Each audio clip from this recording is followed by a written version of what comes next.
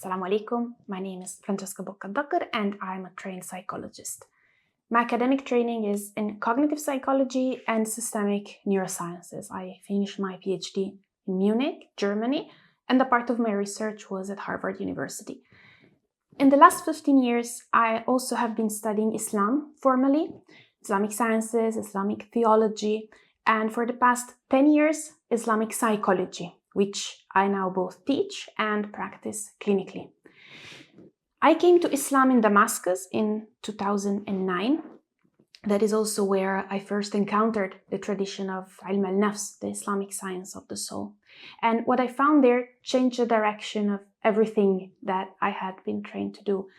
I had been taught until that point to understand the human being through the brain, through behavior, through childhood experience. But I found that this mostly forgotten knowledge had not only better explanation of the mental and the emotional experiences, but it had better cures too. And this tradition that I encountered first in Damascus had been mapping the inner life of the human being with clinical precision for over 12 centuries. That knowledge did not disappear completely, but one cannot find it in universities, whether in the West or in the Muslim world. For the past decade, my work has been to bring ilm al-nafs back into Muslim awareness and to translate its vocabulary to the one that we immediately understand. For example, trauma, anxiety, depression, attachment.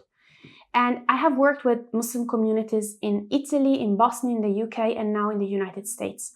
And the same question that comes up everywhere is why what I was taught in my deen does not connect with what I'm experiencing in my daily life, in my marriage, in my relationship with children, in my own inner state. And why the psychological support feels like it was built for someone else. So these are the questions that this work addresses. I'm very grateful to be partnering with MAPS, with NAF Center here in Redmond to bring this series in the community. I look forward to the conversation. Assalamu alaikum wa rahmatullahi wa barakatuhu.